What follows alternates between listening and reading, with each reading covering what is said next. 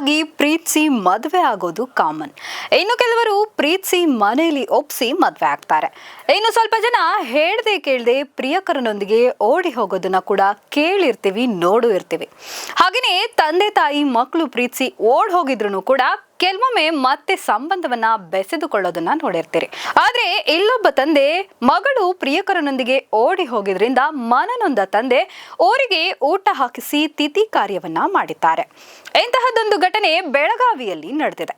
ಹೌದು ವೀಕ್ಷಕರೇ, ನಾಗರಾಳ ಗ್ರಾಮದಲ್ಲಿ ಹೆತ್ತ ಮಗಳಿಗೆ ಶ್ರಾದ್ದ ಕಾರ್ಯ ಮಾಡಿ ಕರುಳು ಬಳ್ಳಿಯ ಸಂಬಂಧವನ್ನ ತಂದೆ ಕತ್ತರಿಸಿಕೊಂಡಿದ್ದಾರೆ. ಶಿವಗೌಡ ಪಾಟೀಲ್ ಎಂಬವರಿಗೆ 4 ಜನ ಹೆಣ್ಮಕ್ಳಿದ್ರು. ಕೊನೆಯ ಮಗಳು ಅದೇ ಗ್ರಾಮದ ಯುವಕನನ್ನ ಪ್ರೀತಿಸಿ ಆತನೊಂದಿಗೆ ಓಡಿ ಹೋಗಿದ್ಲು. ಮೊದಲಿಗೆ ಶಿವಗೌಡ ಅವರ ಮಗಳು ಕಾಣೆಯಾಗಿದ್ದಾಳೆ ಎಂದು ರಾಯಬಾಗ ಪೊಲೀಸ್ ಸ್ಟೇಷನ್ಗೆ ದೂರನ್ನ ನೀಡಿದ್ರು. ಮಗಳು ಓಡಿ ಹೋಗಿದ್ದಾಳೆ ಎಂಬ ವಿಚಾರ ತಿಳಿದ ತಂದೆ ಮನನೊಂದು ಬಳಿಕ ತನ್ನ ಮಗಳು ತನ್ನ ಪಾಲಿಗೆ ಸತ್ತಳೆಂದು ಭಾವಿಸಿ ಬಂಧು ಬಳಗ ಸೇರಿದಂತೆ ಸಂಬಂಧಿಕರನ್ನ ಕರೆಸಿ ಭೋಜನ ಹಾಕಿಸಿ ಆಕೆಯ ತಿಥಿ ಕಾರ್ಯವನ್ನ ಮಾಡಿ ಮುಗಿಸಿದ್ದಾರೆ.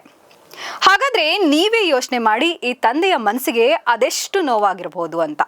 ನೋಡಿದ್ರಲ್ಲ ವೀಕ್ಷಕರೇ, ಇದಾಗಿತ್ತು ಈ ಹೊತ್ತಿನ ಅಪ್ಡೇಟ್. ಮತ್ತಷ್ಟು ಅಪ್ಡೇಟ್ಸ್ಗಳಿಗಾಗಿ ನೋಡ್ತಾ ಇರಿ ವಿಜಯ ವಿಶ್ವವಾಣಿ.